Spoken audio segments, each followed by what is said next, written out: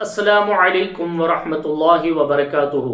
حضرات گرامی، آج کا ہمارا نہایت نصیحت آمیز اور بہترین درس دینے والا واقعہ 70,000 لوگوں کا پھر سے زندہ ہو جانا۔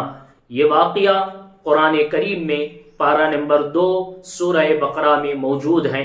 اللہ تعالیٰ اس واقعے کی طرف اس طرح اشارہ فرماتا ہے: الم تر الی الذین خرجوا من دیارہم وہم الوف حذر الموت۔ اے محبوب صلی اللہ تعالی علیہ وسلم، کیا آپ نے نہ دیکھا ان 70,000 لوگوں کو جو موت کے ڈر سے اپنے شہروں کو چھوڑ کر بھاگ گئے؟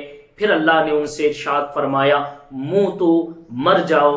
وہ سب کے سب مر گئے۔ ثم احیاہم، پھر اللہ نے انہیں دوبارہ زندگی عطا فرمائی۔ وَإِنَّ اللَّهَ لَذُو فَضْلٍ عَلَى النَّاسِ وَلَكِنَّ أَكْثَرَ النَّاسِ لَا يَشْكُرُونَ۔ بے شک اللہ تعالیٰ بڑا فضل والا ہے، لیکن بہت سے لوگ ناشکرے ہیں۔ اس آیت کریمہ میں اللہ تبارک و تعالیٰ نے انہی 70,000 لوگوں کی طرف اشارہ فرمایا ہے جن کا آج ہم واقعہ سننے جا رہے ہیں۔ میں 2 کتابوں سے یہ واقعہ سنانے جا رہا ہوں۔ ایک تو تفسیر ساوی ہے، امام ساوی رحمۃ اللہ تعالی علیہ کی تفسیر، اور ایک تفسیر ہے تفسیر روح البیان علامہ اسماعیل حقی رحمۃ اللہ تعالی علیہ کی۔ ان 2 تفاسیر میں جو واقعہ موجود ہیں وہ واقعہ میں آپ کے سامنے خلاصے کے طور پر سنانے جا رہا ہوں۔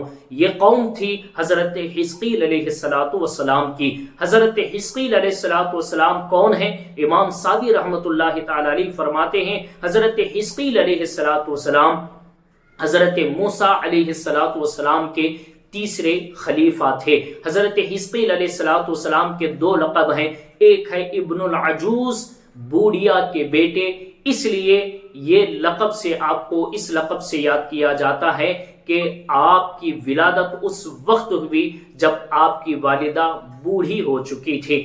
دوسرا آپ کا لقب ہے ذوالکفل، کفالت میں لینے والا، ذمہ داری میں لینے والا۔ یہ اس لقب سے آپ کو اس لیے یاد کیا جاتا ہے، آپ نے 70 نبیوں کو اپنی کفالت میں لے کے ان کی جان کی حفاظت فرمائی تھی۔ حضرت حزقیل علیہ السلام کے شہر میں آپ کے قوم کے رہنے والے یہ 70,000 لوگ تھے، آپ سے محبت کرتے تھے، آپ کے دکھ و سکھ میں ساتھ ہوا کرتے تھے۔ ایک وقت ایسا آیا، ایک زمانہ ایسا آیا کہ اس شہر میں طاعون کی بیماری پھیل گئی۔ طاعون کی بیماری جیسے پھیلی، لوگ مرنے لگے، تو یہ 70,000 افراد جو تھے انہوں نے ارادہ کیا کہ اگر ہم اسی شہر میں رہیں گے یہ بیماری ہمیں بھی لگے گی اور ہم بھی موت کے گلے لگ جائیں گے۔ یہ 70,000 اپنے شہر کو چھوڑ کر بھاگ گئے۔ جیسے ہی یہ اپنے شہر کو چھوڑ دیتے ہیں، اللہ تبارک و تعالیٰ نے ان پر عذاب نازل فرمائی۔ اللہ نے ایک فرشتے کو بھیجا اور کہا کہ فرشتے جا ان سے کہہ منہ تو مر جاؤ۔ وہ فرشتہ زمین پہ نازل ہوا اور ان لوگوں سے کہتا ہے منہ تو مر جاؤ۔ جیسے ہی یہ جملے فرشتے کی زبان سے نکلے، سب کے سب مر گئے، سب کے سب مردہ ہو گئے۔ وہ سارے مرے پڑے تھے ایک جنگل میں۔ ایک عرصے کے بعد حضرت حزقیل علیہ السلام اس میدان سے گزرے، ان مردوں کو دیکھا، آپ پہچان گئے یہ کوئی اور نہیں، یہ میرے شہر کے رہنے والے، مجھ سے محبت کرنے والے، میرے دکھ و سکھ میں ساتھ دینے والے، یہ جو مردہ پڑے ہوئے ہیں یہ میرے ہی شہر کے لوگ ہیں۔ آپ کو رحم آیا اور آپ اللہ کی بارگاہ میں ہاتھ اٹھاتے ہیں، دعا کرتے ہیں، پروردگار عالم یہ 70,000 لوگ مجھ سے محبت کرتے تھے، دوبارہ انہیں زندہ فرما۔ اللہ تعالیٰ نے نبی کی زبان سے نکلی ہوئی دعا کو قبول فرمائی اور اللہ نے فرمایا اے حزقیل تم خود کہو کہ یہ زندہ ہو جائیں۔ حضرت حزقیل علیہ السلام نے فرمایا زندہ ہو جاؤ۔ جیسے ہی کہنا تھا 70,000 مردے زندہ ہو گئے، ہڈیاں جم گئی، ڈھانچے تیار ہوئے، گوشت ان پر آ گیا، کفن ان پر آ گیا اور سب کے سب 70,000 زندہ ہو گئے۔ 70,000 لوگ جب زندہ ہوئے تو ان کے جسموں سے برابر مردے کی بدبو آیا کرتی تھی۔ ان کے کپڑے کفن کی طرح میلے بھی تھے اور کفن کی طرح دکھائی دیتے تھے۔ روایتوں میں آتا ہے، امام اسماعیل حقی رحمۃ اللہ تعالی علیہ تفسیر روح البیان میں لکھتے ہیں یہ لوگ کب تک زندہ تھے؟ آپ فرماتے ہیں کہ ان کے نسلیں بھی ہوئی، ان کے پوتے پوتیاں نواسے نواسیاں ہوئی، اور علامہ اسماعیل حقی رحمۃ اللہ تعالی علیہ فرماتے ہیں کہ یہودیوں میں ان کی نسل آج بھی موجود ہیں۔ آپ فرماتے ہیں لیکن ان کے اندر علامت یہ ہے کہ جب بھی ان کے گھر کوئی بچہ پیدا ہوتا ہے تو ان کے جسموں سے مردے کی بدبو بھی آتی ہے، اور وہ جو کپڑا پہنتے ہیں وہ کپڑا کفن کی طرح میلا ہو جایا کرتا ہے۔ آج بھی اس کے اثرات موجود ہیں۔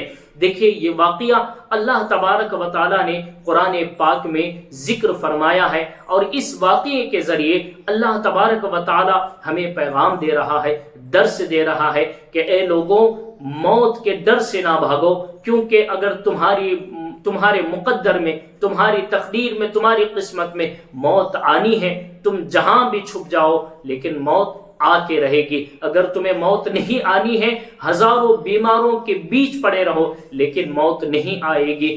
موت کے ڈر سے ہمیں کبھی اپنے شہروں کو، اپنے گھروں کو چھوڑ کے نہیں بھاگنا ہے، کیونکہ موت اور زندگی اللہ تبارک و تعالیٰ کی دست قدرت میں ہے۔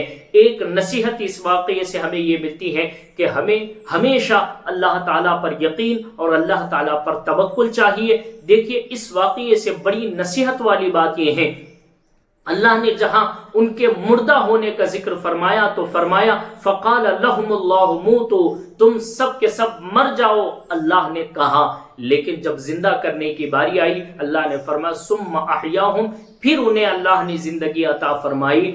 جب انہیں زندہ کرنے کی باری آئی اللہ نے جیسے ان سے فرمایا منہ تو مر جاؤ، تو جیسے ان سے فرمایا منہ تو مر جاؤ، زندہ ہوتے وقت اللہ نے یہ نہیں فرمایا کہ کھڑے ہو جاؤ زندہ ہو جاؤ، بلکہ اللہ نے فرمایا اے میرے حزقیل تم اپنی زبان سے کہو زندہ ہو جاؤ، تو وہ لوگ زندہ ہو گئے۔ دیکھیے اس واقعے سے اللہ تعالی ہمیں ایک نصیحت اور ایک درس ہمیں اس واقعے سے یہ ملتا ہے کہ لوگوں، میں کہوں تو پھر بھی مردہ زندہ ہو جاتے ہیں، اور میرے محبوب بندے کہیں ان کی زبانوں سے بھی مردے زندہ ہو جاتے ہیں۔ اگر سرکار غوث پاک، سرکار غریب نواز، اولیاء کرام اگر اپنی زبانوں سے مردوں کو زندہ کرتے ہیں، اللہ تعالیٰ ان کو وہ طاقت اور وہ پاور عطا فرماتا ہے، ان کی زبان میں وہ قوت ہوتی ہے کہ وہ کہیں تو اللہ تبارک و تعالیٰ دوبارہ مردوں کو زندہ فرماتا ہے۔ یہ درس ہمیں اس واقعے سے ملتا ہے۔ اللہ سے دعا ہے اللہ تعالیٰ ہمیشہ ہمیں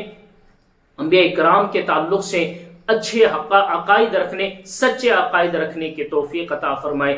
زندگی بھر اللہ تعالیٰ پر یقین ہمیں رکھنے کی توفیق عطا فرمائے۔ السلام علیکم ورحمۃ اللہ وبرکاتہ۔